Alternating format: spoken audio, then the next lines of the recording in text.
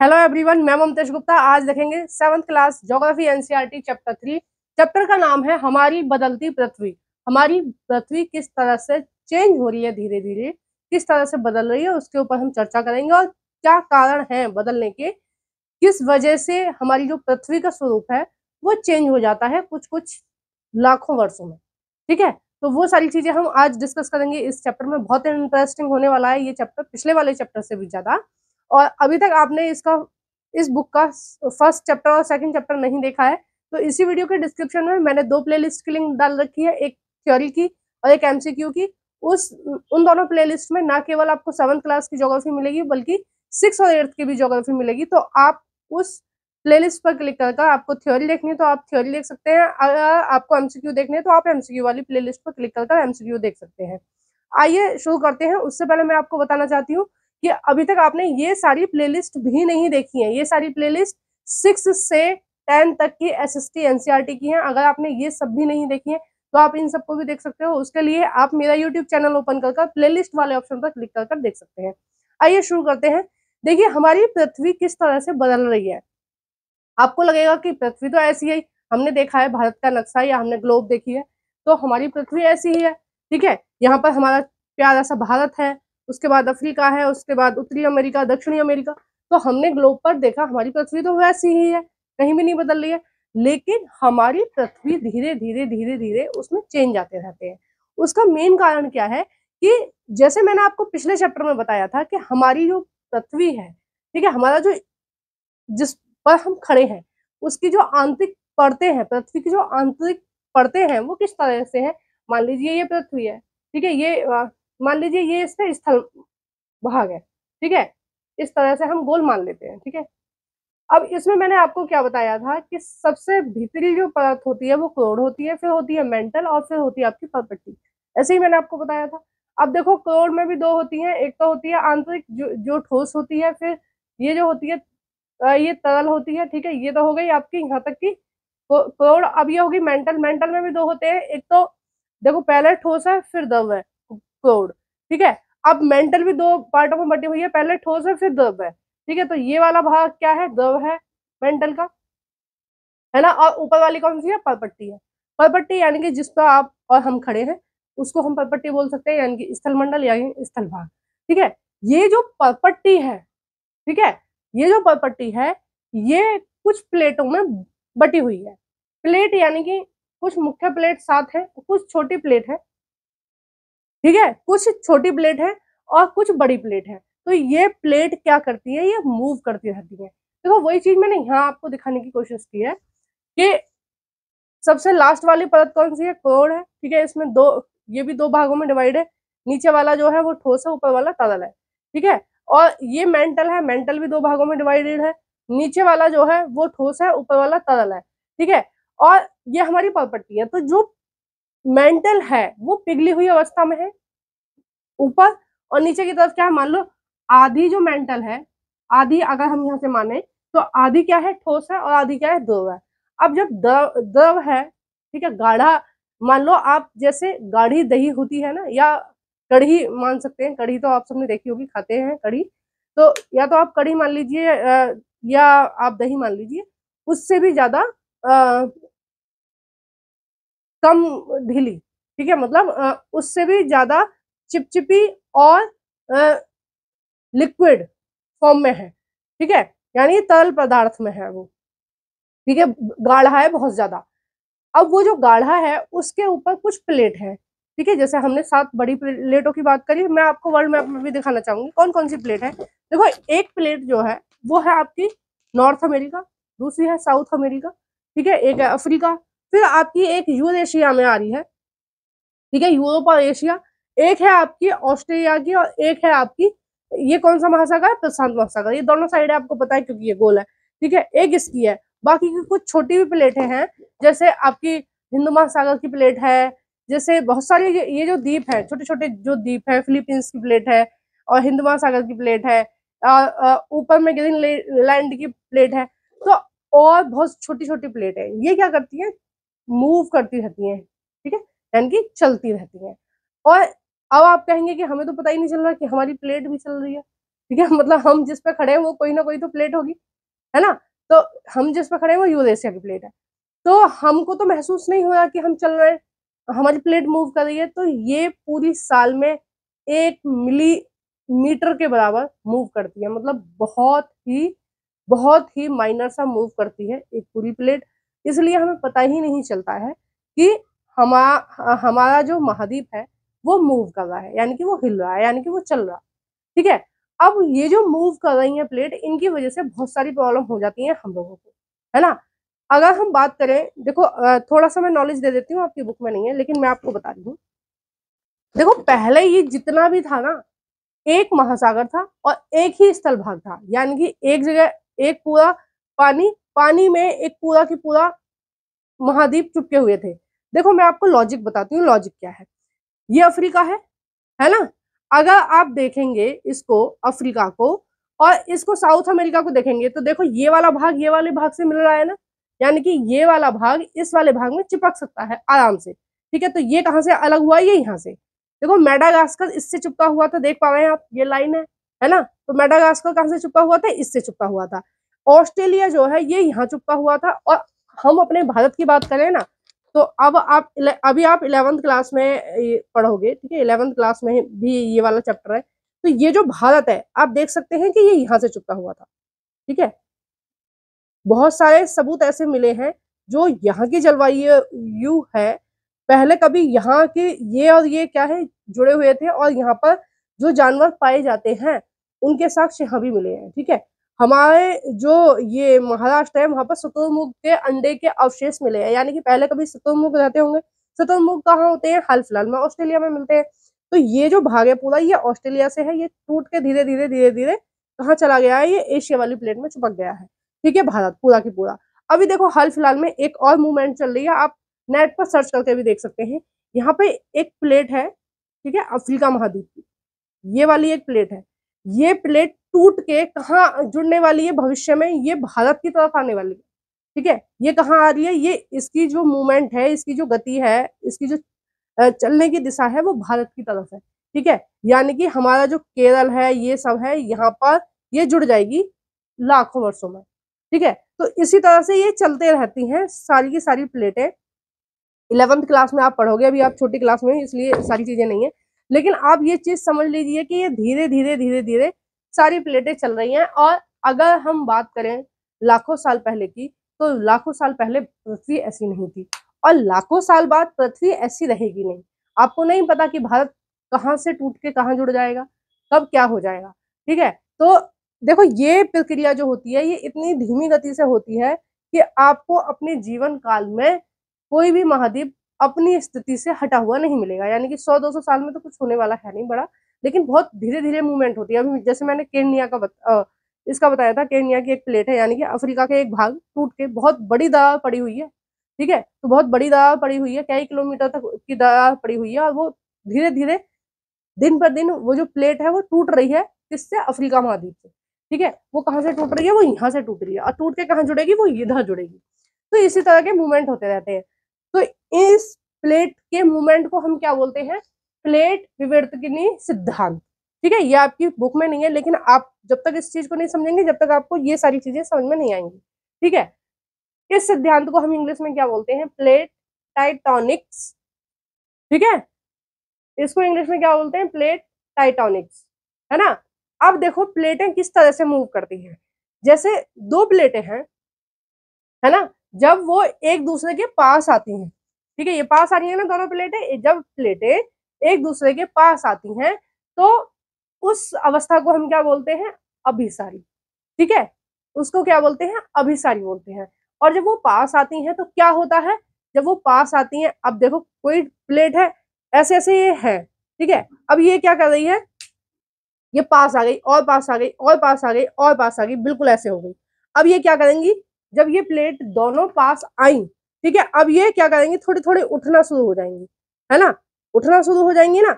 अब जैसे ये उठना शुरू हो जाएंगी तो क्या बन जाएगा, ये पहाड़, मेरा हाथ पहाड़ जैसा बन रहा है ना। तो हमारा जो हिमालय है वो किस वजह से है पता है, पहले हिमालय नहीं था, ये बना है बहुत सालों में। जब यहाँ था भारत, ठीक है, जब ये भारत का टुकड़ा यहाँ था तो तब हिमालय नहीं था। जैसे जैसे ये ऊपर गया और ये प्लेट इसमें घुसने लगी, ठीक है, वैसे वैसे क्या होने लगा, हिमालय बनने लगा।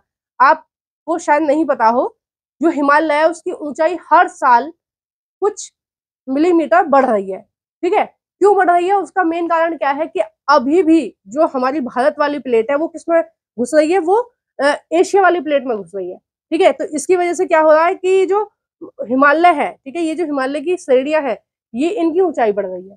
तो जब प्लेटें, दो प्लेटें जब पास में आती हैं, एक दूसरे में घुसने की कोशिश करती हैं, तो वो ऊपर उठ जाती हैं, तो क्या बनता है, पर्वत बनते हैं, ठीक है, पर्वत बनते हैं, प्लस भूकंप भी आते हैं। अब भाई ऐसे घुसे जा रहे हो घुसे जा रहे हो तो हिलेगी ना प्लेट, तो भूकंप भी आते हैं। नेक्स्ट है इसमें अपसारी। अपसारी में क्या होता है कि दो प्लेट ऐसे हैं, अब वो क्या कर रही है, दूर दूर जा रही है, ठीक है, दूर दूर जा रही है। तो इन जब प्लेटें दूर दूर जाती हैं तो क्या होता है, महासागरों का निर्माण होता है, भूकंप भी आता है, ठीक है। जब ऐसे अलग होगी कि कभी मूवमेंट ज्यादा हो जाए, ज्यादा अलग होने की कोशिश करें, ठीक है, अपने बल के कारण, तो क्या होगा, होता है, महासागर बनते हैं, प्लस वहां पर भूकंप आते हैं। भूकंप तो हाँ हमेशा आएंगे।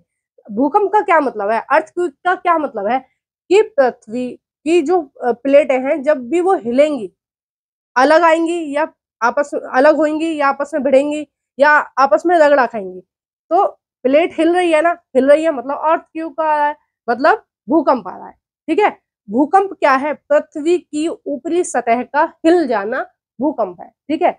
अब पृथ्वी के लिए एक छोटी बात है कि भाई हम, हमारा मन कर रहा है हम ऐसे हिल गए, हम ऐसे टकरा गए, हम ऐसे दूर चले गए, लेकिन उस पृथ्वी पर जो छोटे छोटे मनुष्य रह रहे हैं, ठीक है, यूनिवर्स के हिसाब से जो मनुष्य है ना, वो चींटी से भी बहुत छोटी चीज है। यूनिवर्स इतना ज्यादा बड़ा है, ठीक है, जो भगवान ने दुनिया बनाई है, जो ब्रह्मांड बनाया है, वो इतना बड़ा है कि हमारी जो पृथ्वी है वो इस बिंदी के बराबर है पूरे ब्रह्मांड में। मतलब इतनी इतनी ही इज्जत है बस पृथ्वी की। जितना मेरी बिंदी लगी हुई है ना, मेरे माथे पे जो बिंदी लगी हुई है, पूरी दुनिया जो भगवान ने बनाई है उसमें एक बिंदी के बराबर है हमारी पृथ्वी। अब सोचो हमारी, हम कितने हैं, हम तो कुछ है ही नहीं, ठीक है। तो अब पृथ्वी के लिए ये छोटी बात है कि प्लेट आपस में टकरा रही हैं, झगड़ा खा रही हैं या दूर हट रही हैं, लेकिन हम जो छोटे छोटे मानव उस पर पृथ्वी पर रह रहे हैं, हमारे लिए तो बहुत बड़ी बात हो जाती है। कई बार पूरी पूरी बिल्डिंग ध्वस्त हो जाती है, खत्म हो जाती है, ठीक है, घर वगैरह सब खराब हो जाते हैं, आगे हम विस्तार से जानेंगे, ठीक है। अभी देखो एक तीसरी मूवमेंट देखो, दूसरी मूवमेंट में क्या हुआ, भूकंप भी आते हैं जब दूर दूर जाती है, ज्वालामुखी उद्गार भी होते हैं, ठीक है। ज्वालामुखी उद्गार का मतलब है, जैसे मान लो ये दो प्लेटें हैं, ये अगर हटने लगी, ठीक है, ये ऐसे हट गई, ठीक है, तो क्या होगा, ये जो मैग्मा है ना, ये जो तरल अवस्था में है, ये गरम गरम जो मैग्मा है, ये क्या होगा, ये ऊपर की तरफ आ जाएगा। भाई जब ये हट गई तो ये उबल तो रहा ही है, मैग्मा उबली हुई अवस्था में है, तो ये क्या होगा, ये इस क्रस्ट को तोड़कर ऊपर की तरफ आ जाएगा, तो क्या हो जाएगा, ज्वालामुखी उद्गार हो जाएगा, ठीक है। अब देखो नेक्स्ट क्या है, रूपांतरण। रूपांतरण का क्या मतलब है, जब प्लेटें रगड़ा खाती हैं, आगे खिसक रही है कोई प्लेट पीछे जा रही है, ठीक है। तो इस अवस्था में क्या होता है, इस अवस्था में भूकंप आते हैं, ठीक है, बहुत सारी क्रियाएं होती है।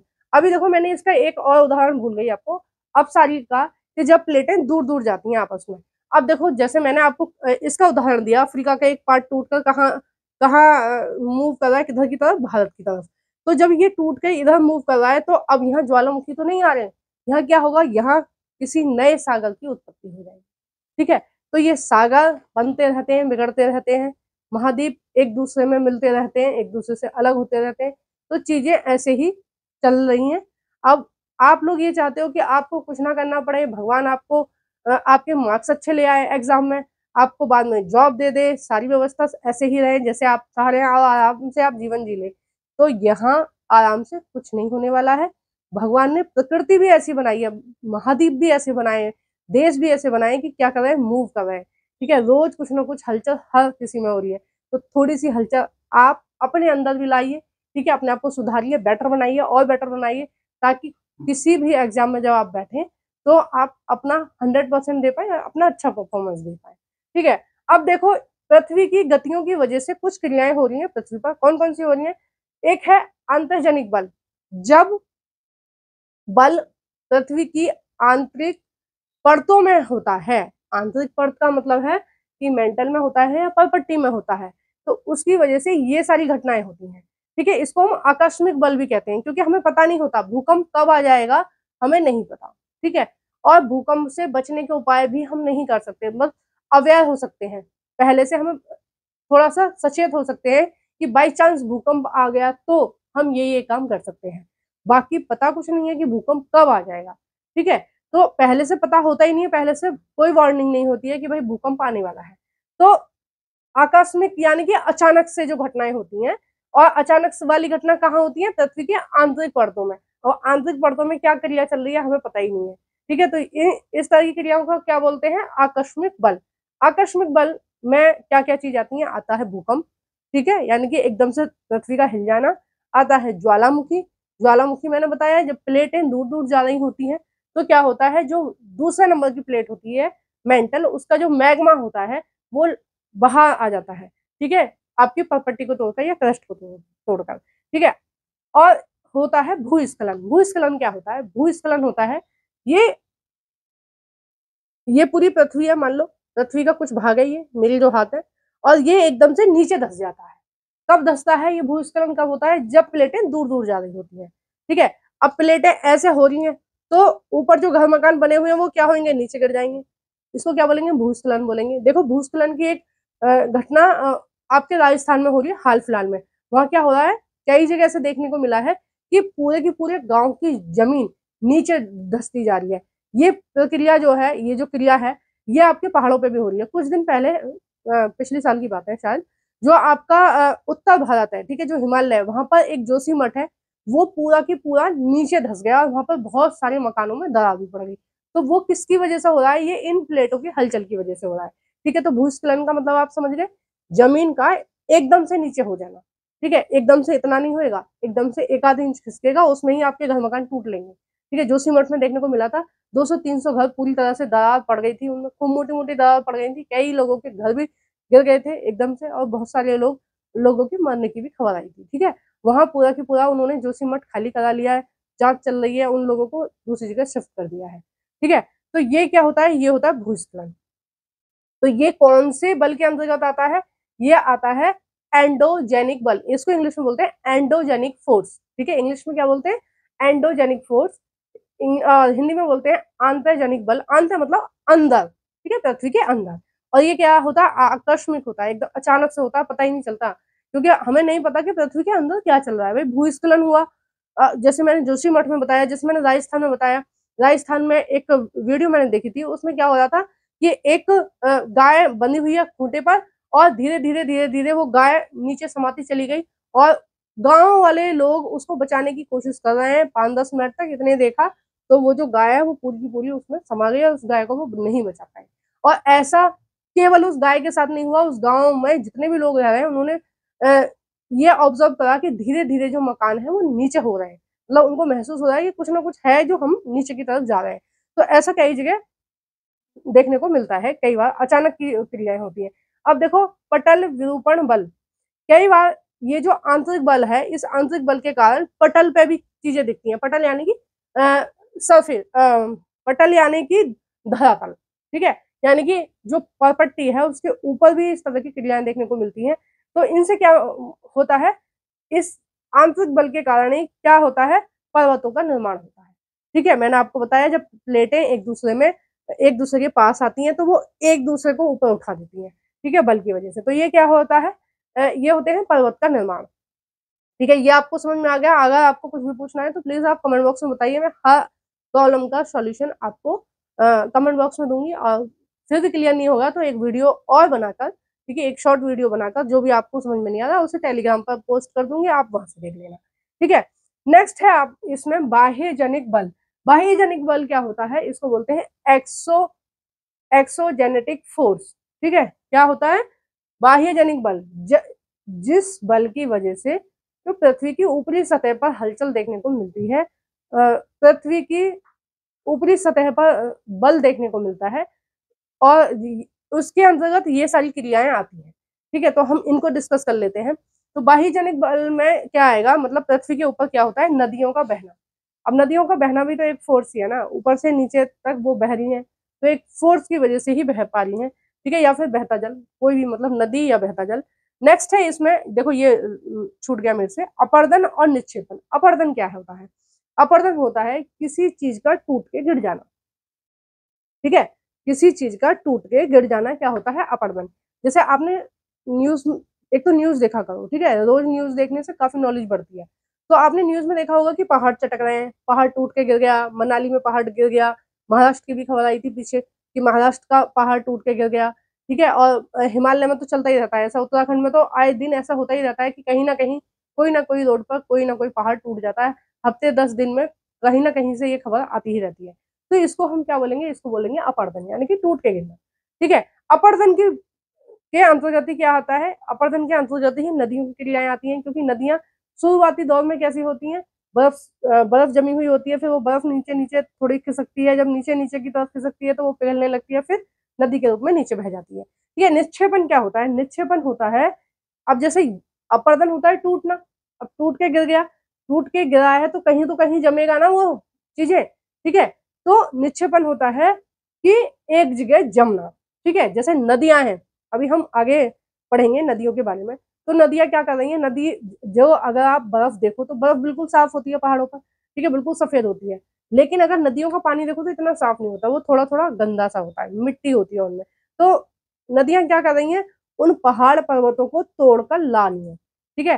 तो क्या कर रही है, अपर्दन कर रही है, और जहां लेके जमा कर रही है उनको, उसको क्या बोलेंगे, निक्षेपण, ठीक है। और निक्षेपण की जो क्रिया है आपको रेगिस्तान में भी देखने को मिलती है। सारी चीजें आगे वीडियो में आएगी, ठीक है। तो मैं बता दूंगी निक्षेपण क्या है, अपर्दन क्या है, ठीक है। जो बालू टिब्बा वगैरह बनते हैं ना रेगिस्तान में, आपके चैप्टर में दे रखा है, वो निक्षेपण के अंतर्गत आते हैं। यानी कि हवा का जो बल है, हवा का फोर्स एक जगह से मिट्टी को ले जाके किसी दूसरी जगह जमा कर रहा है ना। और ये ऐसी चीजें जो है वो रेगिस्तान में देखने को मिलती है। नेक्स्ट आ गया पवन। पवन का मैंने उदाहरण बता दिया। पवन क्या है, मिट्टी को एक स्थान से दूसरे स्थान ले जाके जमा कर रही है, तो वो किसके अंतर्गत आएगा, निक्षेपण के अंतर्गत आएगा। समुद्री तरंगे, समुद्री तरंगे के बारे में भी हम आगे पढ़ेंगे। और हिमनद, हिमनद क्या होता है, हिम माने बर्फ, नद माने नदी, ठीक है। तो हिमनद का मतलब होता है बर्फ से बनी हुई नदी को हम क्या बोलते हैं, हिमनद बोलते हैं, ठीक है। तो इन सारी चीजों के बारे में अब हम विस्तार से डिस्कस कर लेते हैं। तो सबसे पहले हम स्टार्ट करेंगे कहाँ से, सबसे पहले हम स्टार्ट करेंगे ज्वालामुखी से, ठीक है। दूसरे नंबर से स्टार्ट करते हैं। तो देखो ज्वालामुखी किस तरह से फटते हैं, क्या होता है ज्वालामुखी में। देखो हिंदी में इसको ज्वालामुखी बोलते हैं, इंग्लिश में इसको वॉल्केनो भी बोलते हैं, ठीक है। इंग्लिश में क्या बोलते हैं इसको, वॉल्केनो। अब देखो ज्वालामुखी कैसे फटते हैं, कि मैंने आपको बताया कि ये जो कोड है, ये इसकी जो अवस्था है वो नीचे वाली कैसी है, ठोस है, ठीक है। नीचे वाली ठोस है, ऊपर वाली कैसी है, लिक्विड फॉर्म में है, यानी कि तरल है, ठीक है। गाढ़ी, गाढ़ा गाढ़ा सा तरल है। अब इसी तरह से क्या है, आपकी मेंटल है। मेंटल कैसी है, नीचे वाली ठोस है, ऊपर वाली कैसी है, तरल अवस्था में है, ठीक है। और ऊपर वाली जो पट्टी है वो पूरी की पूरी ठोस है, आपको पता ही है वो कैसी मिट्टी से बनी हुई है, ठीक है। एक मिनट रेड पेन ले लेती हूँ। हाँ, अब देखिए कि जब प्लेटें एक दूसरे से दूर जा रही होती हैं तो क्या होता है, तो ये जो मेंटल है, इसके जो पिघला हुआ जो भाग है वो क्या करता है, ऊपर की तरफ निकलने की कोशिश करता है। या फिर कई बार क्या होता है, जो मेंटल है इसमें कहीं कहीं जो मैग्मा है वो बहुत ज्यादा उबलने लगता है, इतना ज्यादा उबलने लगता है कि ये जो ऊपर की परपट्टी होती है, ऊपर की जो क्रस्ट होती है उसको तोड़ने लगता है, ठीक है। ऐसे लगातार तोड़ रहा है, ऐसे लगातार तोड़ रहा है, तोड़ता तोड़ता ये इतना पहुंच जाता है कि ये पृथ्वी की ऊपरी सतह तक पहुंच जाता है, ठीक है। इस तरह से खूब बहुत ऊंचे ऊंचे फटते हैं। अभी हाल फिलहाल में टीवी में दिखा देते, कल परसों ही फटा है, इंडोनेशिया में फटा है, ठीक है, ज्वालामुखी। और ये जो ज्वालामुखी होते हैं ये फटते ही रहते हैं। अपने भारत में ऐसा आपने उदाहरण कभी नहीं देखा होगा, क्योंकि है नहीं, ठीक है। हमारे भारत में कहीं नहीं है जो ज्वालामुखी हमेशा फटता रहे। देखो हर देश में नहीं मिलेंगे आपको देखने को, किसी किसी देश में मिलते हैं। अब जहाँ की प्लेटों में गड़बड़ चल रही होगी वहीं देखने को आपको मिलेंगे ज्वालामुखी। तो अपने भारत में कहाँ है, अंडमान निकोबार में एक बैरन द्वीप है, उस पर ज्वालामुखी फटते रहते हैं, ठीक है। तो वहां से हमें कोई हानि होती नहीं है, क्योंकि वहां पर कोई व्यक्ति नहीं रहते हैं, ठीक है। तो हमारे पूरे भारत में कहाँ है, अंडमान और निकोबार पर, ठीक है। वो तो आपको पता ही होगा अंडमान निकोबार कहाँ है, देखो इस मैप में आप देख सकते हैं, ये जो एरिया है ये है अंडमान और निकोबार का, यहाँ पे एक बैरन द्वीप है उस पर है, ठीक है। अब ये जो वॉल्केनो है ज्यादातर कहाँ, प्रशांत महासागर के आसपास फटते हैं, ठीक है। अब देखिए ये जो मैग्मा है ये इस तरह से ऊपर की तरफ जाता है पहले और इस तरह से निकलता है। देखो अभी हाल फिलहाल में मैं बता रही हूँ इंडोनेशिया में फट रहा है। आप देख सकते हैं कि दसियों किलोमीटर दूर से उसका जो मैग्मा है वो ऊपर उछलता हुआ देखा जा रहा है। ठीक है, और जैसे बम पटाखे छूटते हैं ना, इस इतनी जोर से आवाज आती है कि कई किलोमीटर तक आपको आवाज सुनाई देगी कि हाँ वॉल्केनो फट रहा है। और जो मैग्मा है वो इस तरह से निकलता रहता है।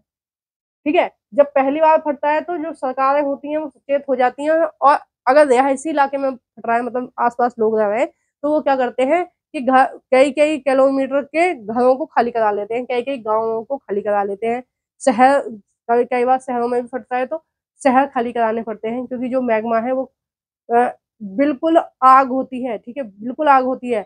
और मैं आपको बता दूं, पृथ्वी में आप जैसे जैसे अंदर जाएंगे तो दाब भी बढ़ेगा और ताप भी बढ़ेगा, यानी कि टेम्परेचर बढ़ता ही चला जाएगा। अगर आप बिल्कुल पृथ्वी में बिल्कुल अंदर की तरफ जाएंगे तो उसका टेम्परेचर सूर्य का टेम्परेचर सेम होता है। ठीक है, बराबर ही है। अगर पृथ्वी में बिल्कुल अंदर की तरफ जाएंगे तो उसका जो टेम्परेचर है, कोर का जो टेम्परेचर है वो और सूर्य का जो टेम्परेचर है वो बराबर ही है लगभग। ठीक है, तो इस तरह से जो मैग्मा है ये आता रहता है। अब ऐसा नहीं है कि इस मैग्मा में केवल और केवल वो खनिज ही आ रहे हैं। ठीक है, इसमें खनिज भी आते रहते हैं, कई बार राख भी आती है, कई बार धूल भी आती है। अब धूल भी आएगी, जो जो पत्ती इसने तोड़ी है वो कहाँ जाएगी, वो कई बार नीचे चली जाती है, कई बार नीचे नहीं जाती, तो वो क्या होती है, इसी मुंह से निकल जाती है। ठीक है, तो ये इसको जो मैग्मा अंदर था, जब ये पृथ्वी की ऊपरी सतह पर आ जाता है तो इसको क्या बोलते हैं हम, लावा। ठीक है, जब ये पृथ्वी की आंतरिक परतों में होता है तो इसको क्या बोलते हैं, मैग्मा। और पृथ्वी से बाहर निकल जाता है तो इसको क्या बोलते हैं, लावा। ठीक है, और जिस छेद से ये निकल रहा होता है उसको बोलते हैं क्रेटर, है ना। कई बार इसकी जो स्पीड होती है वो इतनी ज्यादा होती है कि ना केवल ये इसी नली से निकलता है, बल्कि ये इधर से भी निकलने लगता है, इधर से भी निकलने लगता है, इधर से भी निकलने लगता है, मतलब कहीं से भी फूट सकता है। और इसमें ना केवल मैग्मा होता है, मैग्मा के साथ धूल भी होती है, राख भी होती है, धुआं भी होता है। ठीक है, आप देखना यूट्यूब पर सर्च करके कि ज्वालामुखी किस तरह से फटते हैं, या फिर आप इंडोनेशिया का ही देख लेना जो हाल फिलहाल में फट रहा है ज्वालामुखी, कि दूर से देखने में ऐसा लगता है कि उबलती हुई आग हमारे ऊपर ना आ जाए, मतलब कई किलोमीटर के एरिया का जो तापमान होता है ना वो भी हाई हो जाता है, इतनी ज्यादा आग निकल रही होती है ज्वालामुखी में से। ठीक है, ज्वालामुखी के बाद हम बात करते हैं भूकंप की। भूकंप कब आते हैं, जब प्लेटें मूव कर रही होती हैं और एक दूसरे से झगड़ा खा रही होती हैं। ठीक है, तो उस अवस्था में क्या आते हैं, भूकंप आते हैं। जब प्लेटें एक दूसरे से झगड़ा खा रही होती हैं तब क्या आते हैं, भूकंप आते हैं। और भूकंप में क्या होता है, जो पृथ्वी की जो परतें हैं, जैसे मैंने अभी आपको बताया ये परपट्टी है, ये क्या है, मेंटल है। ठीक है, तो भूकंप कब आते हैं, जब ये परपट्टी की जो प्लेटें हैं, जो जब ये इनमें मूवमेंट होती है तब भूकंप आते हैं। ठीक है, तो सबसे पहले जहां भूकंप महसूस किया जाता है, यानी कि अब हलचल कहाँ होगी प्लेट में, इधर की तरफ होगी कहीं।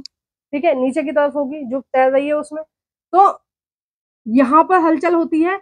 और नुकसान कहाँ होगा, ऊपर की साइड कहाँ होगा, इधर इधर ही तो होगा ना, इधर घर मकान बने हुए हैं, तो नुकसान किनको पहुंचता है, इनको। अभी देखो एक चित्र के द्वारा हम देखते हैं कि मान लो ये दो प्लेटें हैं। ठीक है, एक प्लेट कौन सी हो गई, ये वाली एक प्लेट हो गई। ठीक है, एक प्लेट ये वाली हो गई और दूसरी प्लेट ये वाली हो गई। ठीक है, दूसरी प्लेट ये वाली हो गई। अब ये दोनों प्लेटें हैं, ये आपस में रगड़ा खा रही हैं। देखो एक प्लेट तो इधर की तरफ जा रही है, इसकी गति क्या है, इधर की तरफ है, और इसकी गति क्या है, इधर की तरफ है, तो दोनों आपस में इधर उधर जा रही हैं, है ना, देख पा रहे हैं ना आप। तो एक प्लेट इधर जा रही है, एक प्लेट इधर आ रही है। तो ये जब रगड़ा खाती हैं तो जहां पर मूवमेंट पहले होती है पृथ्वी के आंतरिक परतों में, ठीक है, जैसे ये अंदर की तरफ हो रही है, मैंने यहाँ पे बताया कि जो परपट्टी है उसके अंदर की तरफ होती है। ठीक है, तो जहां अंदर में होती है मूवमेंट उसको बोलते हैं उद्गम स्थान। ठीक है, या इसको हम इंग्लिश में फोकस भी बोलते हैं। आपको इंग्लिश के नाम भी याद रखने पड़ेंगे। ठीक है, ज्योग्राफी में कई बार एग्जाम में इंग्लिश के नाम भी दिए होते हैं। तो इसको हम क्या बोलते हैं, जहां पर सबसे पहले हलचल होती है प्लेटों की वजह से, उस स्थान को क्या बोलते हैं, उद्गम स्थान या फोकस। ठीक है, और धरातल पर जहां सबसे पहले महसूस होता है, अब यहाँ तो कोई अंदर तो कोई आदमी रह नहीं रहा, न जीव जंतु रहे, तो यहाँ तो पता ही नहीं चलेगा। यहाँ पर हलचल होती है उद्गम स्थान, जहां पर इसको तो उद्गम स्थान बोलते हैं नीचे वाले को, इसके ठीक ऊपर जहां सबसे पहले भूकंप के झटके महसूस होते हैं उसको क्या बोलते हैं? अधिकेंद्र। क्या बोलते हैं? अधिकेंद्र। ध्यान रखना है, ये 4 नाम आपको याद रखने पड़ेंगे। जहां पर पहली बार भूकंप के झटके हलचल हो रही है उसको बोलेंगे उद्गम स्थान या फोकस। ऊपर वाले को बोलेंगे जस्ट ठीक ऊपर होता है इसके जो केंद्र, उसको बोलते हैं अधिकेंद्र या एपीसेंटर। ठीक है, एपीसेंटर क्या एपीसेंटर बोलेंगे या इसको अधिकेंद्र बोलेंगे। और ये पृथ्वी की ऊपरी सतह पर होगा, जहां पर आपके घर, मकान, दफ्तर जो भी बना होगा, है ना। अभी 2-3 दिन पहले कहाँ आया है ये भूकंप, बहुत भयानक भूकंप आया है, 7 पॉइंट कुछ का भूकंप आया है। और वो भूकंप इतना भयानक था कि जो थाईलैंड का बैंकॉक शहर है वो नष्ट हो गया, म्यांमार में बहुत सारे बिल्डिंग्स नष्ट हो गई, चाइना में भी उसका इफेक्ट देखने को मिला। यानी कि एक भूकंप ने 3 देशों को हिला दिया, चाइना, म्यांमार और थाईलैंड। ठीक है, तो 3 देशों को हिला दिया। बहुत ज्यादा पृथ्वी में आंतरिक परतों में मूवमेंट चल रही है इस टाइम पर। ठीक है, अभी मैंने बताया इंडोनेशिया का, अभी मैंने आपको बताया कि चाइना में ये भूकंप के झटके देखने को मिले, वहां कई सारी बिल्डिंग गिर गई। म्यांमार में तो बहुत सारा नुकसान हुआ, 2-3 हजार लोग भी मर गए वहां पर। बैंकॉक का पूरा की पूरा शहरी तहस नहस हो गया है। और बिल्डिंग में ऐसी मोटी मोटी दरारें आ रही हैं, दीवारें ऐसे फट रही हैं, जो छत है ये जो छत के जो कोने होते हैं वो हट गए हैं। ठीक है, तो इतनी ज्यादा गड़बड़ भूकंप की वजह से हो जाती है। आपको समझ में आ गया भूकंप कैसे होता है, आपको समझ में आ गया ज्वालामुखी कैसे होता है, और आपको भूस्खलन भी समझ में आ गया है। भूस्खलन क्या होता है कि पृथ्वी एकदम से नीचे की तरफ हो जाती है, 1-2 इंच होती है। ठीक है, बहुत ज्यादा नहीं, 1-2 इंच में ही घर मकान टूटने लगते हैं। और ये आपको पर्वत समझ में आ गया। नेक्स्ट पार्ट में हम क्या देखेंगे? बाह्यजनिक बल। ठीक है, इन सबको डिस्कस करेंगे। उससे पहले हम देख लेते हैं कि इस सब के बारे में आपकी एनसीईआरटी क्या कह रही है। आइए स्क्रीन पर हम एनसीईआरटी देख लेते हैं। देखिए, हमने विस्तार से देखा बोर्ड पर, अब हम देखेंगे कि बुक में क्या लिखा है। देखो, बुक में यही प्लेटों के बारे में लिखा है जो मैंने आपको सबसे शुरू में बताया था। और देखो, इसमें लिखा है प्रत्येक वर्ष केवल कुछ मिलीमीटर के लगभग ही क्या करती है? मूवमेंट करती है प्लेटें। ठीक है, नेक्स्ट इसमें दिया है कि जो मैग्मा है, मैग्मा किसमें है? मेंटल पर्थ में है। ठीक है, जो सेकंड नंबर की है, जो मेंटल है उसमें है मैग्मा।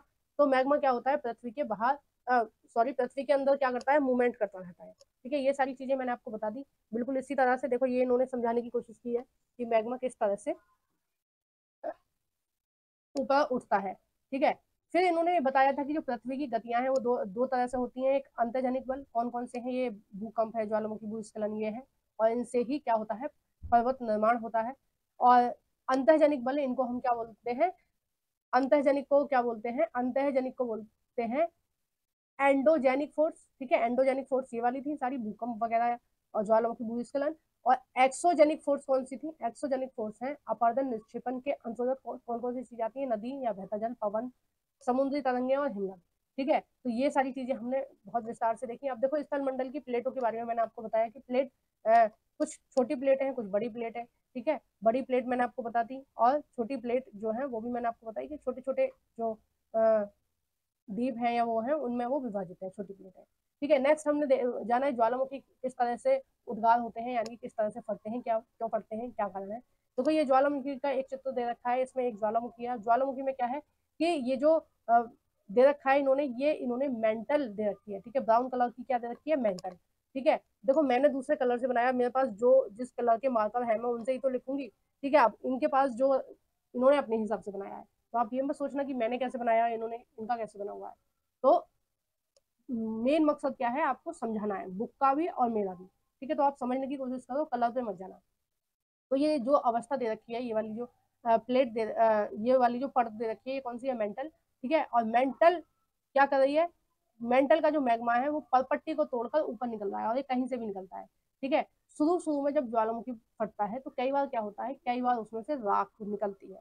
ठीक है, गैस से निकलती है बहुत प्रकार की, जैसे नाइट्रोजन है, कार्बन डाइऑक्साइड है। ठीक है, ये सारी गैस निकलती है ना। और तो ये यही है, ये गैस है, कुछ धूल के कण है, कुछ राख है। तो ये सारी चीजें निकलती हैं। और जिस छेद से ये मैग्मा ऊपर की तरफ आ रहा होता है उसको बोलते हैं क्रेटर। और जब ये मैग्मा बाहर आ जाता है तो इसी मैग्मा को क्या बोलते हैं? लावा बोलते हैं। ठीक है, एक छोटा सा रूप दे रखा है, पूरा की पूरा बम की तरह फटता है, बिल्कुल जैसे बड़े बड़े बम की आवाज आती है ना, धड़ाम से आपके कान में गुम हो जाते हैं, उस तरह से ही फटते हैं। और उस बहुत स्पीड से मैग्मा निकलता है। ठीक है, बहुत डराने वाली कंडीशन होती है ये, जो वहां रहते हैं, जिनके जो इस सब से प्रभावित होते हैं वो जानते हैं। ठीक है, तो यही दे रखा था इसमें, भूकंप का उद्गम केंद्र कौन सा होता है, देखो नीचे वाला होता है, जहाँ सॉरी भूकंप का जो चित्र है वो नीचे दे रखा है, कि जो भूकंप के बारे में दे रखा है, भूकंप का जो उद्गम केंद्र होता है वो कहाँ होता है, ये नीचे होता है, यहाँ फोकस में होता है। और इसके ठीक ऊपर कौन सा पॉइंट होता है, अधिकेंद्र होता है, इसको हम क्या बोलते हैं, एपिसेंटर भी बोलते हैं। सबसे पहले जो भूकंप की तरंगे हैं वो यही महसूस की जाती हैं, अधिकेंद्र पर। ठीक है, और यहाँ ये जो हलचल नीचे जो मूवमेंट हुई है, उसका प्रभाव कहाँ देखने को मिलता है, पृथ्वी की ऊपरी सतह पर। और इसकी वजह से ही क्या होता है, हमारे घर मकान टूट जाते हैं और हमारी जो लाइफ है वो अस्त व्यस्त हो जाती है। तो ये जो भूकंपीय तरंगे होती हैं ये 3 प्रकार की होती हैं। सबसे पहले जो महसूस की जाती है वो पी तरंगे होती हैं, जिनको हम अनुदैर्घ्य तरंगे भी बोलते हैं। ठीक है, ये जो पी प्रकार की तरंगे होती हैं ये कम विनाशकारी होती हैं। ठीक है, इनसे हमें महसूस होता है कि हाँ भूकंप का झटका आ गया। ठीक है, तो सबसे पहले कौन सी आती है, पी तरंगे आती है, हमें महसूस होगा कि हाँ भूकंप आ रहा है। इन पी ये जो पी तरंगे होती हैं ठोस द्रव गैस तीनों में से निकल जाती हैं, यानी कि ये स्थल भाग में से भी निकल जाएंगी और पानी वाले भाग में से भी निकल जाएंगी, ठोस द्रव गैस तीनों में निकल जाती हैं पी तरंगे। तो ये बहुत ज्यादा विनाशकारी नहीं होती है। ठीक है, नेक्स्ट है एस तरंगे, ये विनाशकारी होती हैं। एस तरंगे जो होती हैं इनको हम अनुप्रस्थ तरंगे भी कहते हैं। और जो ये जो दूसरे नंबर की तरंगे होती हैं अनुप्रस्थ तरंगे, ये केवल और केवल ठोस में प्रभावित होती है, प्रभाव होती है, यानी कि ठोस से ठोस में ही चलती हैं। अब जैसे बिल्डिंग वगैरह में ये क्या करती हैं, अंदर घुसने की कोशिश करती हैं, बड़ी बड़ी पहाड़ों में ही अंदर घुसने की कोशिश करती हैं, तो उससे क्या होता है, उससे चीजें टूट जाती हैं, बिल्डिंग टूट जाती है, पहाड़ टूट जाते हैं। ठीक है, तो ये सारी प्रॉब्लम किसकी वजह से क्रिएट होती है, एस तरंगों की वजह से। नेक्स्ट है एल तरंगे, या इनको हम पृष्ठीय तरंगे भी बोलते हैं। सबसे ज्यादा विनाशकारी ये एल तरंगे ही होती है। इनको हम धरातलीय तरंगे भी बोलते हैं। ये क्या करती हैं, धरातल के साथ साथ चलती हैं। ठीक है, तो सबसे ज्यादा विनाशकारी कौन सी होती है, एल तरंगे। ठीक है, और एस तरंगे होती हैं इनसे कम विनाशकारी, और पी तरंगे जो होती हैं वो बहुत कम विनाशकारी होती हैं, क्योंकि ये तीनों में प्रभावित होती है। ठीक है, और जो एस तरंगे हैं वो केवल और केवल ठोस में प्रवाह होती है। ठीक है, भूकंप के बारे में इसमें दे रखा है, देखो अभी मैंने आपको उदाहरण दिया था कि म्यांमार में आया था अभी कुछ दिन पहले, 2-4 दिन पहले, और उस म्यांमार को भी नुकसान हुआ, उससे चीन को भी नुकसान हुआ, उससे थाईलैंड को भी नुकसान हुआ। ठीक है, अब देखो यहाँ पर एक दे रखा है भूकंप के बारे में, तो ये जो सूचना दे रखी है, ये जो खबर दे रखी है इन्होंने, ये जो भूकंप आया था ये आया था हमारे गुजरात में। ठीक है, गुजरात के भुज में, वो एक तरह से सेंटर है इसका भूकंप का, वहाँ भुज में भूकंप आते ही रहते हैं, मतलब वो जो प्लेट है वो हिलती ही रहती है, कभी भी हिल जाती है। तो देखो आप देख पा रहे हैं कि भूकंप से क्या हुआ, ये इतनी बड़ी इमारत को नुकसान पहुंचा है। ठीक है, अब देखो उस दिन जो भूकंप आया भुज में, उससे क्या क्या नुकसान हुआ। भूकंप भुज में भूकंप के झटके महसूस किए गए। दिन कौन सा था, 26 जनवरी 2001 को भुज, ठीक है, भुज शहर का नाम है, सॉरी जिले का नाम है, भुज क्या है, जिले का नाम है भुज। भुज शहर में रेक्टर स्केल पर 6.9 की तीव्रता वाला भीषण भूकंप आया था। ठीक है, और अभी जो कल परसों आया है म्यांमार में, वो 7.8 या 9 की तीव्रता वाला आया, मतलब इससे भी ज्यादा भयावह आया है अब। ठीक है, अब इससे क्या नुकसान हुआ, सबसे पहले इससे नुकसान हुआ कि जो स्कूल थे, ठीक है, जो स्कूल थे उसमें बच्चे गए हुए थे 26 जनवरी का पर्व बनाने, लड्डू लेने के लिए। ठीक है, जो कहीं रेवड़ी बढ़ती है, कहीं लड्डू बढ़ते हैं, है ना, और कहीं कुछ गुलदाना बढ़ता है। ठीक है, जो मंगलवार को प्रसाद चढ़ाते हैं वो वाला गुलदाना बढ़ता है। तो बच्चे गए थे कार्यक्रम में, और उसमें क्या हुआ, जो स्कूल की इमारत थी वो गिर गई, उसकी वजह से क्या हुआ, 971 बच्चों की मृत्यु हो गई। ठीक है, 971 बच्चे मर गए, और 31 शिक्षकों की भी मौत हो गई, यानी कि बच्चों के साथ साथ शिक्षक भी मर गए उसमें। नंबर 3 पर क्या हुआ, भुज में निराशाजनक राहत, भूकंप के 2-3 दिन बाद तक भी हर व्यक्ति को भोजन, कंबल और जो मूलभूत सुविधाएं थी वो नहीं पहुंचाई गई। ठीक है, मतलब बचाव का जो काम था वो तेज तेज गति से नहीं चला था, इसकी वजह से भी बहुत सारे लोगों की जान गई थी। ठीक है, भुज की तबाही, भुज में क्या हुआ था, जब भूकंप आया था तो फोन लाइन टूट रही थी। ठीक है, वो उनको क्षति पहुंची थी। जल पाइपलाइन जो थी वो फट गई थी, या वो ठीक से काम नहीं कर रही थी। कई दिनों तक वहां बिजली जो थी, जो लाइट होती है वो कट गई थी। ठीक है, लाइट की सबसे ज्यादा समस्या आती है भूकंप में, लाइट कट जाती है, पानी की पाइप का जो काम है वो खत्म, रुक जाता है, संचार लाइनें और बहुत सारी चीजें क्या हो गई थी, खराब हो गई थी। नेक्स्ट है शहर में आग लगना, देखो जैसे कुछ लोग ईंट ही पे खाना बना रहे हैं, ईंट ही आप समझते हो, चूल्हे टाइप होती है, देखो इस तरह की होती है ना, इस तरह की होती है। इसमें यहाँ नीचे कोयले रखे होते हैं, ठीक है, यहाँ नीचे कोयले रखे होते हैं, यहाँ पर एक जाली सी लगी होती है, उसमें ताप ज्यादा होता है और उस पर हम कोई भी बर्तन रखते हैं उसमें खाना पका लेते हैं। तो ईंट ही या चारकोल पलटने की वजह से क्या हो गया था, कई स्थानों पर आग भी लग गई थी, क्योंकि भूकंप आया था तो ये क्या हो गया, ये सारे सामान गिर गया। ठीक है, अब मान लो आपके घर में खाना बन रहा है गैस पर, भूकंप आ गया, आपका जो गैस का चूल्हा है वो नीचे गिर गया, अब उसकी वजह से सिलेंडर फट जाएगा, सिलेंडर में भी आग लग जाएगी, घर में भी आग लग जाएगी। ठीक है, नेक्स्ट क्या हुआ कि जो इतना भयानक भूकंप आया था कि राष्ट्रपति ने क्या किया, आपातकाल घोषित कर दिया कि भाई जो हानि हुई है और जो नुकसान हुआ है उसको ठीक करने के लिए काम किया जाए। मुख्यमंत्री की केंद्र से अपील की गई कि भाई कुछ हमें राहत सामग्री दो, हमें कुछ पैसे दो, ताकि हम जिन लोगों के घर वगैरह ये सब प्रभावित हुए हैं हम उनकी मदद कर सकें। ठीक है, अब देखो भूकंप के विषय में कुछ और दे रखा है कि भूकंप का माप एक यंत्र से किया जाता है जिसे हम भूकंप लेखी यंत्र भी बोलते हैं। क्या बोलते हैं, भूकंप लेखी यंत्र। भूकंप की तीव्रता रेक्टर स्केल पर मापी जाती है। ठीक है, भूकंप की तीव्रता किस पर नापी जाती है, रेक्टर स्केल पर। ठीक है, ध्यान रखना ये, जिस जिस भूकंप की तीव्रता 2.0 होती है उससे उससे सबसे कम प्रभावित होते हैं। जैसे कई बार आपको लगता है कि आप सो रहे थे, भूकंप का झटका आया चला गया, आपको पता ही नहीं चला। कई बार आपको पता चलता है कि हाँ भाई पंखा हिल रहा था, इसका मतलब भूकंप आया था। ठीक है, पंखा हिल रहा था या मेज पे कोई चीज रखी है वो हिल रही है तो इसका मतलब भूकंप आया, आपको ऐसा लगा थोड़ा सा हिला हिला सा, तो मतलब बहुत मामूली सा होता है। कई बार आप काम कर रहे होते हैं, आपको पता भी नहीं चलता है कि कब भूकंप आया और चला गया। ठीक है, 2 वाला जो भूकंप होता है वो बहुत बहुत ही हल्का होता है। जिस भूकंप की तीव्रता 5 होती है उस पर वस्तुएं गिरने लगती हैं। ठीक है, मतलब टेबल पर रखा हुआ गिलास गिर जाएगा, टीवी गिर जाएगा, टेबल पर रखा हुआ, पहले रखे होते थे अब तो टंगे होते हैं दीवालों में, कोई भी सामान है आपका जो ऊंचाई पर रखा है वो गिर जाएगा। तो 5 में ये क्षति होने लगती है, जबकि 6 में क्या होता है, वो विनाशकारी होता है, उसमें जो बिल्डिंग वगैरह होती है उनको नुकसान होने लगता है, वो टूटने लगती है, चटकने लगती है और गिरने लगती है। और 7 वाले पर सर्वाधिक विनाश होता है, जैसे कि म्यांमार में हुआ है। ठीक है, हाल फिलहाल की तस्वीरें पड़ी होंगी यूट्यूब पर, आप देख सकते हैं। नेक्स्ट इसमें दे रखा है कि अगर भूकंप आए तो हम क्या कर सकते हैं। देखो भूकंप कब कहाँ आ जाए हमें नहीं पता। ठीक है, आप मेरी वीडियो देख रहे हैं उसके बीच में भूकंप आ जाए तो आप रोक नहीं सकते उसको, और पहले से कोई चेतावनी नहीं होती है कि भूकंप आने वाला है। ज्वालामुखी एक बार अगर फट जाए तो हमें थोड़ा सा पता रहता है कि भाई पहले भी ये फट चुका है, अब दोबारा भी फट सकता है। ठीक है, तो थोड़ा सा पता रहता है। बाढ़ का भी हमें 1-2 दिन पहले पता चल जाता है कि भाई बारिश हो रही है या नदियों का जलस्तर बढ़ रहा है तो बाढ़ आ सकती है, लेकिन भूकंप का बिल्कुल भी पता नहीं चलता कि कब भूकंप आ जाए। तो अगर भूकंप आए तो आपको कौन कौन सी सावधानी बरतनी है।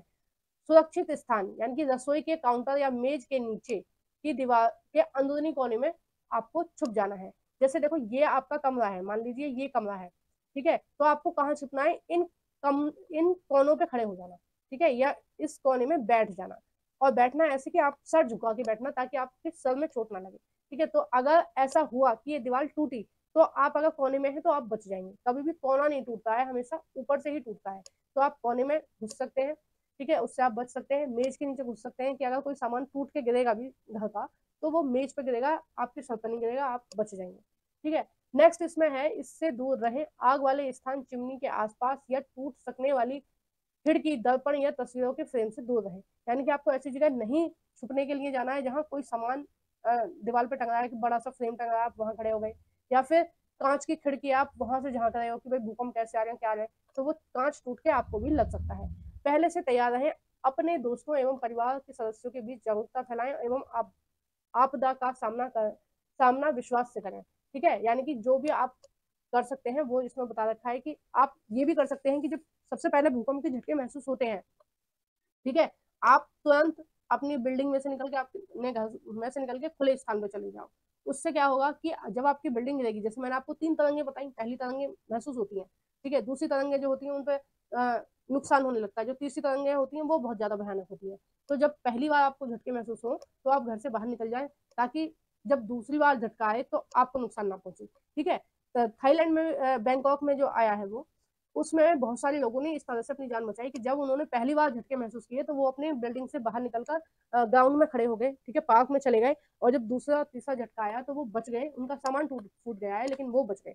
ठीक है, तो ये सारी चीजें होती हैं। अब नेक्स्ट जो टॉपिक है वो है मुख्य स्थल आकृतियां। मैं हम पढ़ेंगे नदियों के बारे में और ये सारी चीजें हम बोर्ड पर ही देखेंगे। ठीक है, तो इस सबको हम नेक्स्ट पार्ट में देखेंगे। अब अभी तक आपने मेरे यूट्यूब चैनल को सब्सक्राइब नहीं किया है तो प्लीज यूट्यूब चैनल को सब्सक्राइब कर लेना, फेसबुक पर मुझे फॉलो कर लेना और इंस्टाग्राम पर भी फॉलो कर लेना। और अगर आप क्विज अटेम्प्ट करना चाहते हो, ठीक है, यानी कि क्वेश्चन आंसर अटेम्प्ट करना चाहते हो ऑनलाइन, तो आप मुझे टेलीग्राम पर भी ज्वाइन कर सकते हैं। ठीक है, जो भी फ्रेंड आपके 6 से 10 तक की एनसीईआरटी पढ़ना चाहते हैं, उन सभी फ्रेंडों के साथ मेरी इस वीडियो को शेयर कर देना। Thank you for watching everyone.